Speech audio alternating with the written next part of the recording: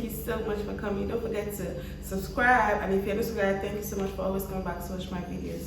So in today's video, I'm telling you guys a story of how I stayed back in a city because of man, and it ended in premium tears. So about 5 years ago, when I was done with school, I had to do the compulsory NYSC program. The compulsory NYSC program is the National Youth Service Corps program. If you're a Nigerian and you school in Nigeria, even if you school outside the country, once you're a Nigerian, you have to, it's compulsory for you to do the program. A couple of people don't do it if you school outside the country or you school in Nigeria, you know you don't want to be in Nigeria, you probably will just travel, I don't want to do this. I don't do it. But once you know that you're going to be in Nigeria, you want to work in Nigeria, it's actually compulsory for you to do the National Youth Service Corps program.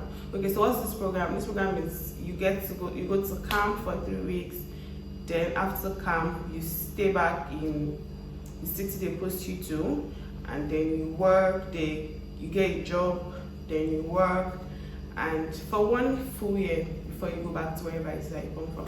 So most times a lot of people don't even know where they will get posted to. Okay, thankfully when it was my time, where it was the time where we were allowed to, when you want to do NYSC registration, you're allowed to pick 4 states that you wanted. I don't know if that was allowed before, but during my time that was what you did. So we're allowed to pick 4 states that we wanted. I remember that time I picked Abuja, I picked Oyo, I picked, to be honest, I don't think I even remember the 2. Maybe Rivers or so. I picked Rivers and one other state. But I desperately really wanted to serve in Abuja. Like, you know, there was a way you answer questions. When you answer this, they will ask you where you live. I didn't tell them I lived in Abuja. Where did you grow up? I didn't say, like, have you ever visited anywhere? I didn't pick Abuja as one of the places I had visited. You get, so it was just that I just did all that to increase my chances of getting posted to Abuja. And then I told my dad that, oh, Papa, tomorrow I don't want to work in Abuja. I don't want to work anywhere else. I want to work in Abuja. And for my siblings, my sister, for example, where she wanted to work, my dad was able to work it out for her. She was able to like serve where she wanted. But this time, I don't know, for some reason mine just didn't work out. My dad was supposed to help me and a friend of mine both said that she doesn't say that, but she also wanted to come to Abuja to serve. So I was supposed to help like the both of us serve, and I didn't get posted to Abuja. So coincidentally we both got posted to Oyo State. When my posting came out, you guys, I'm not kidding, I cried. Like when I cried my eyes out. Like for like because when your posting comes out like 2 days before you're supposed to go to camp. So you're literally supposed to start preparing for camp even before camp. So our posting came out on Tuesday, and I think camp was our posting came out on Tuesday, yes. That's Monday or Tuesday, I think it was Monday. Our posting came out on Monday and camp was supposed to be for Thursday. And I got posted, and then I said I got posted Thursday. So from Monday till when I was ready to go for camp, I was literally crying that I don't want to serve in Oyo State. Why did I want to serve in Abuja so much? One, I just thought that Abuja had like a lot of companies, a lot of establishments, and I was just thinking forward. I just wanted to serve in a place where I knew that if I serve, I just felt like, okay, if I serve like in a big company now, and then if they see me and they like me, they could retain me. I didn't think Oyo had like companies that I would go there to serve and they were going to retain. I just wasn't interested, and then so I also wanted to save, I wanted to save my money, I wanted to save my father's money. If I was Abuja, I would have stayed with my parents. I would have probably been saving money for transport and for like a lot of things. So I wanted to stay back in Abuja to save my money and save my parents' money. So well and well, they told me, okay, go to camp. Because you could go to camp, you can get posted to a state, go to camp and then you will deploy. So they told me, oh, okay, go to camp, go to Oyo State, go there and spend 3 weeks.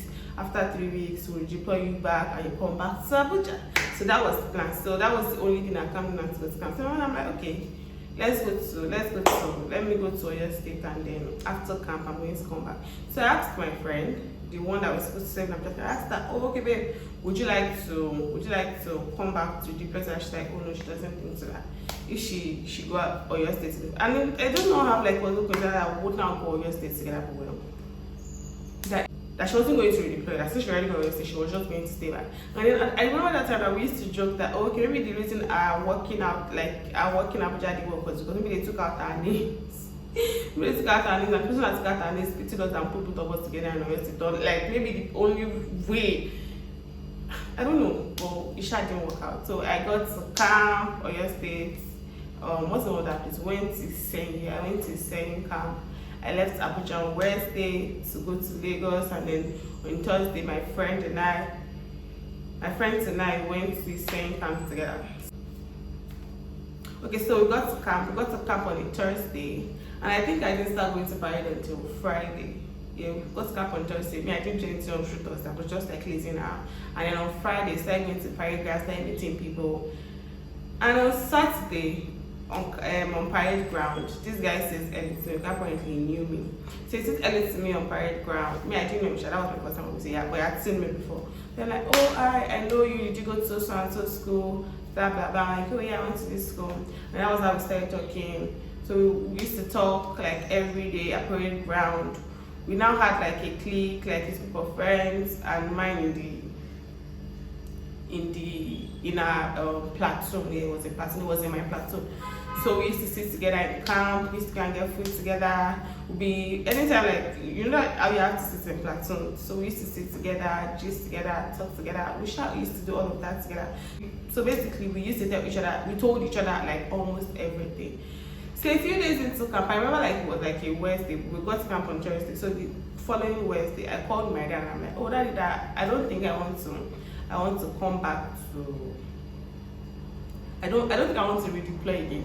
And it's like, hey, why do you want to stay back? And I'm like, I just don't want to redeploy. I just think I want to get to live in Ibadan.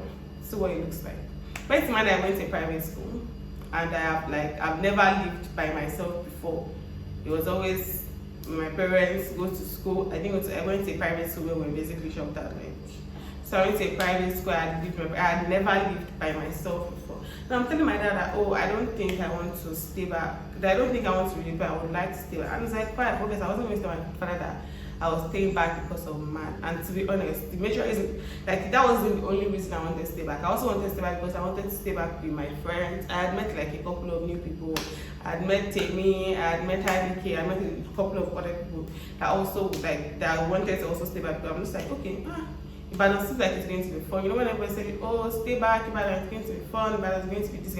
And I also wanted to learn like a level of independence. I just felt like if I didn't serve in Ibadan just prepared me for the life I have now. So it didn't matter, oh, I want to come. I'm like, okay, no problem. So the next step was to look for someone to help me work staying back in Ibadan, because you could stay back in Oyo State, but it doesn't mean you'll be posted to the state capital. And there was no I was going to stay back and be posted to a village. That was not the life I tried, like I planned to stay back for. So that was the next step. So we looked for somebody. Thankfully we found somebody, so she was able to work my posting to Ibadan. So I was in camp, happy. I told my dad I don't want to redeploy. I'm living life, praying to go to Ibadan to serve, praying to stay back in Ibadan, living life, telling my friends, enjoying camp, still liking man. That's how the day before we're supposed to leave camp came. And then I got a text message that I had been redeployed. I got a text message that I had been redeployed, that I should come to the registration center. Yeah, that's what it's called. So I went to register. So immediately I saw that text message, I just started crying that, hey God, I said I don't want to deploy again now. Why did these people deploy me? So I called my father. My father is like, oh, really? You are deployed? Okay, so if you are deployed, then there's no problem. Just pack your bags and come back to Abuja. And I'm like, no, Daddy, I don't want to come back. That I want to stay back in Ibadan. I thought I already said I don't want to come back. I was like, no. I called my siblings, cried, tried to convince everybody to tell my dad to let me come back to Abuja, to let me stay back in Ibadan. My dad wasn't taking it, wasn't listening. So up from that night till the next morning, I cried. My roommates can testify, my buddies can testify. I cried, I couldn't sleep. I was like literally just stunning. I'm just like, why did they redeploy me? So the next morning came and I went to the registration center. And I remember I was on the queue. So when you're on the queue, you have like I think from like different what's that thing called, state numbers or something. They told us to line up like that. So I lined up where I was supposed to line up, and then I got to the front, and this man is like, oh, what's your name? I'm like, oh, my name is Grace Tomorrow. Okay, no, when we got there, they announced that, or if you know that you would like to stay back, that you can cancel your deployment. Yes, because before I didn't even know you could cancel deployment. I was just sad that they had deployed me. But that's why they announced that, oh, if you wanted to stay back, you can cancel your deployment. So I'm like, oh, thank God. I called my father. Dad, they said that I can cancel my redeployment. That's like, no, you are not coming. I mean, you're not staying. You're coming back home. You're coming back to Abuja. They was like, you're not staying back in your state. I'm like, Sal, I want to stay. My friends are staying. Why? Because of man. I'm like, oh, I want to stay. And just thinking about my father is going to watch this video. But yeah, so I'm like, oh, that I want to stay. I don't want to come back. I wanted to cancel my deployment. I called my mom. I called my siblings.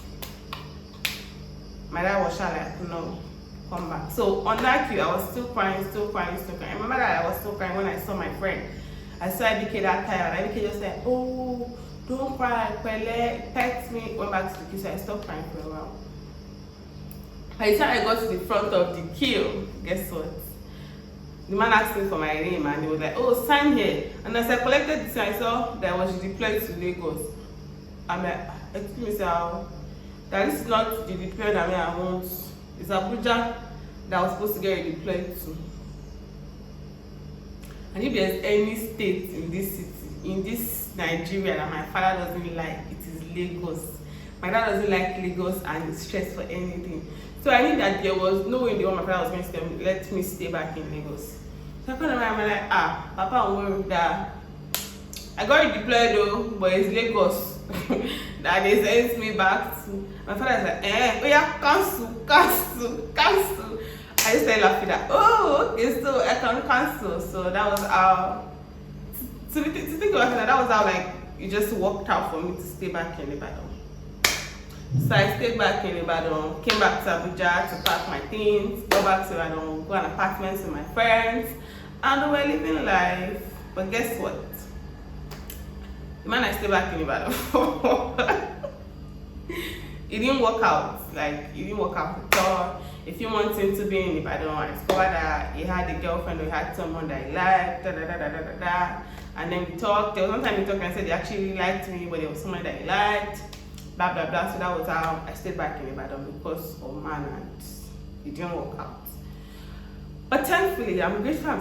In retrospect, I'm grateful I stayed back in Ibadan, because now I still don't live. I feel like staying back in Ibadan helped me when I got posted to Minna. When I got posted to Minna, it was like the same thing over again. I cried.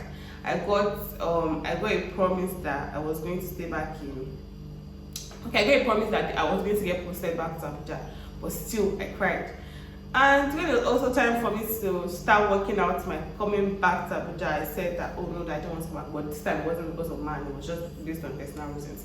But I'm glad that I stayed back in Ibadan, because Ibadan prepared me for the independent, like, it just prepared me for total, like, for independence. I feel like if I didn't stay in Ibadan, staying in Minna would have been pretty difficult for me. So it kind of helped me do that. So overall, I'm glad I stayed back in Ibadan.